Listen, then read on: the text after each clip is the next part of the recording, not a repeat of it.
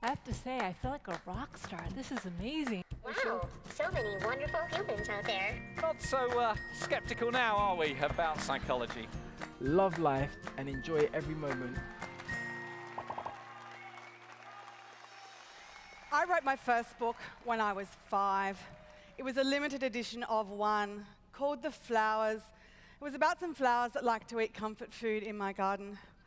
My mother illustrated it and bound it together for me way back when I knew I wanted to be a writer.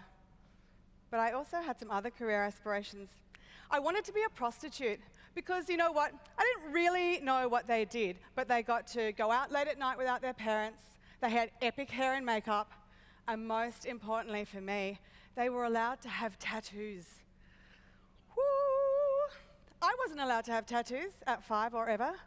In my family, my mother said tattoos were very, very common. Now, being common was about the worst thing that could happen to a human in our family. But I suspect it probably wasn't as bad as being a prostitute or maybe having a lot of tattoos. There are two things in the story we want to think about here. One is that as a very young child, I knew what I wanted to do. I wanted to write and I wanted to have tattoos. The other thing is that I also associated my identity, who I was and what I did, with a doing. It was something on a business card. These days, I'd probably call it my dharma. I knew my dharma was to write. And dharma's kind of like that thing that sits in here. It's in your gut, and you know that you're driven to do it. You don't always know why, but you just know that you have to get there somehow. It's part of who you are. It's almost your duty to deliver on that. My problem was that by the time I got to the end of school, I'd given up on my writing dreams, and I was ready to go full force into the world and do some really serious professionalizing. I wasn't even sure what that was, but I knew it would please my parents. I also knew that actually it was going to make me really, really unhappy. What to do? It did. And I thought, well, maybe I don't know enough. I need some more knowledge. I should go and get a massive shit ton of degrees. So I studied, and I got a massive HECSTED instead.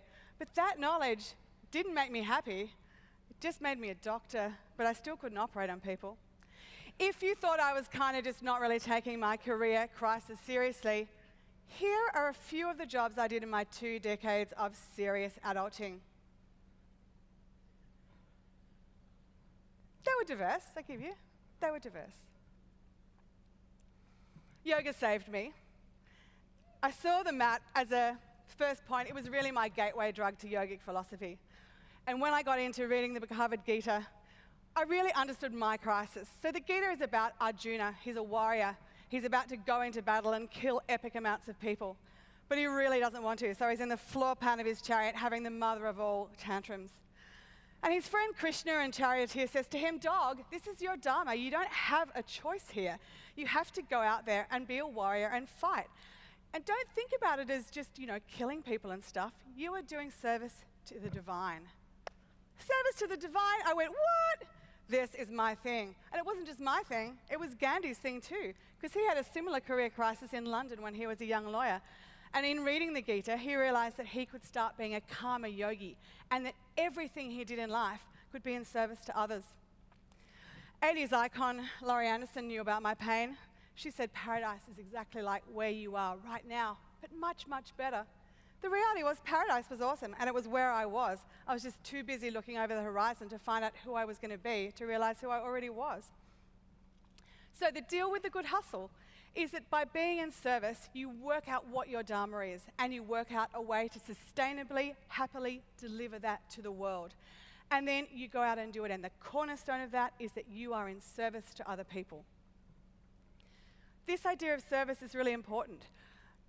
Krishna said to Arjuna as part of his final push, it's better to fail at your own dharma than to succeed at someone else's. I was wildly successful at other people's dharma, but it was only when I started doing my own stuff and I failed and I got up that I realized that this was actually the secret. When I recognized that it didn't matter and that I needed this growth mindset world of failing, learning, all that academic dry knowledge I'd accumulated over all those jobs suddenly became this juicy wisdom that I could apply to the world and what I was doing.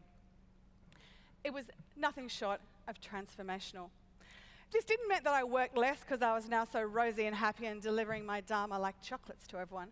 It meant that I worked harder, but I really cared and I really wanted to get out there and do it. But most of the hard work started in here, and it started with fixing my own unhappiness and really excavating all of that crap. And then, rather than having to know what I was going to do, get my business cards organized, I just had to begin. And that's the essential part of the Good Hustle. You just have to begin and be guided by knowing that you know what you're meant to do and you are in service to the world and you are giving freely and deeply for others' happiness. So I didn't become a prostitute, but I did become a writer, and then I became an author. And I managed to bundle up all this knowledge I'd accumulated and all these skills and make a codified thing called the Good Hustle, which is about how to bring service and your Dharma sustainably to the world. What I did do, though, is get a lot of tattoos. Sorry, Mom. And the important thing about that part of the story is that tattoos were the one part of my Dharma I'd brought through from my childhood. And while I was forgetting everything else to become a straight, white corporate person, it was the thing that reminded me of who I was and kept trying to wake me up until eventually I did wake up. So the Good Hustle, really, with my incredible 2020 hindsight, was what I was doing all the time. I was really doing my Dharma. It just took a lot of weaving around to realize it.